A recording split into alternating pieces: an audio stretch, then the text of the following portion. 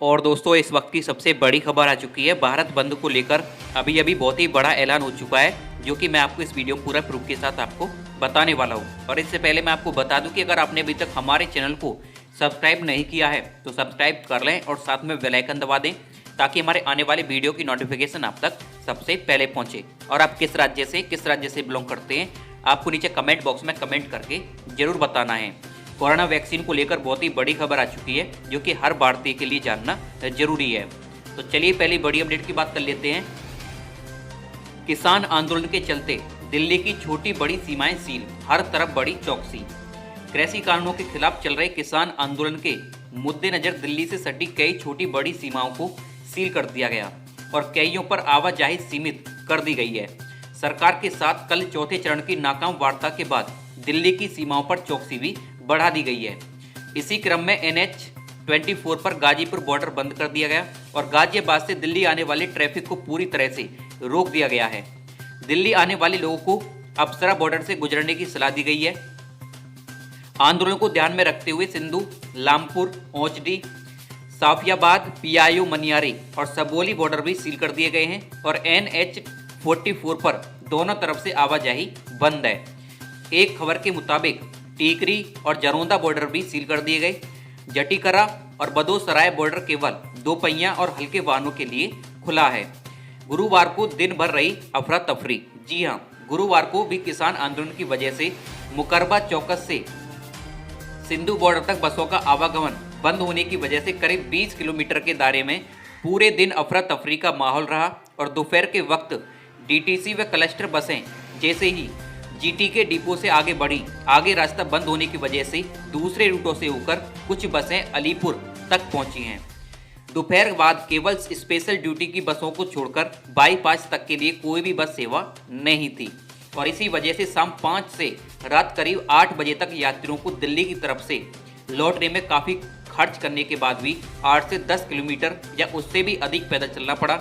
और हैरानी की बात तो यह है कि पिछले एक हफ्ते से किसानों का आंदोलन चल रहा है, लेकिन बसों के रूट और डाइवर्ट होने या बंद होने की पूर्व सूचना नहीं दी गई थी और पूरे दिन हजारों यात्रियों की इस परेशानी के लिए कोई जिम्मेवारी लेने वाला भी नहीं है।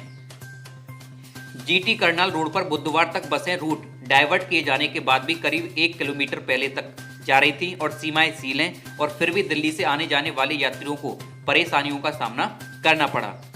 तो चलिए अगली बड़ी खबर की बात करते हैं। दिल्ली में हर चौथे व्यक्ति को लगेगा कोरोना का टीका, पहले चरण की तैयारी पूरी। जी हां, दिल्ली में पहले चरण में हर चौथे व्यक्ति को कोरोना वायरस का टीका लगेगा और वैक्सीन आने से पहले सरकार ने सभी प्रारंभिक तैयारियां पूरी कर ली है और राजीव गांधी सुपर स्पेशलिस्ट अस्पताल में टीके का भंडारण किया जाएगा और मोहल्ला से लेकर पॉलीक्लिनिक तक में टीकाकरण चलेगा। और पहले चरण में दिल्ली की कुल आबादी में से 20 से 25% को टीकाकरण के लिए चयनित किया जाएगा। दिल्ली स्वास्थ्य विभाग के एक वरिष्ठ अधिकारी ने बताया है कि वैक्सीन को लेकर सभी तैयारियां केंद्र सरकार के निर्देश पर की जा रही हैं और केंद्र ने देश में 25 से 30 करोड़ लोगों का समूह बनाकर सबसे पहले टीका लगाने का फैसला लिया है और इसी के तहत बीते अक्टूबर माह में समूह बनाने के निर्देश मिले थे और इसे लेकर यह फैसला लिया गया है कि पहले चरण में 20 से 25% आबादी को सबसे पहले टीका लगना जरूरी है। तो चलिए अगली बड़ी खबर की बात करते हैं। 160 करोड़ वैक्सीन डोज बुक कर दुनिया भर में भारत टॉप पर। जाने कौन देश किससे कितने टीके खरीद रहा है। भारत समेत पूरी दुनिया में कोरोना वायरस का कहर जारी है और कोरोना वायरस से जंग में सभी देश अपने अपने स्तर से इसकी तैयारियां कर रहे हैं।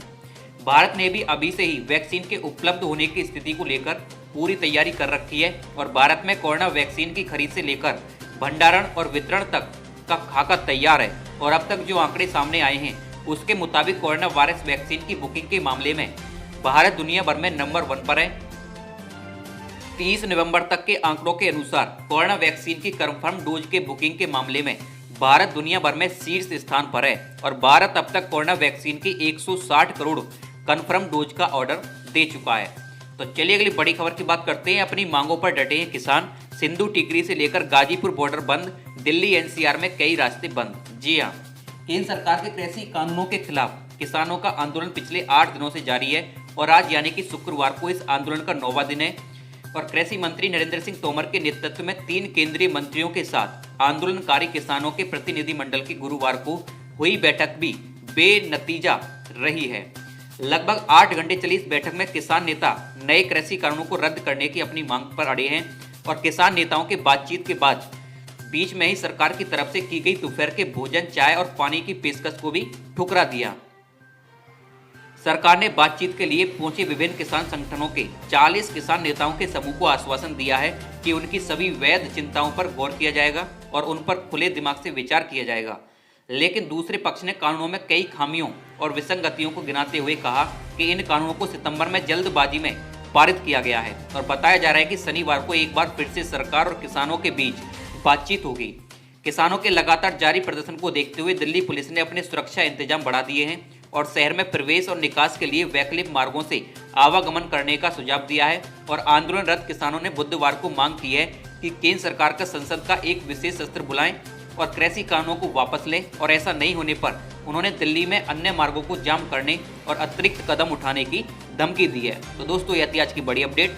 वीडियो को लाइक कर दीजिए, चैनल को सब्सक्राइब कर लीजिए ताकि हमारे आने वाले वीडियो की नोटिफिकेशन सबसे पहले पहुंचे।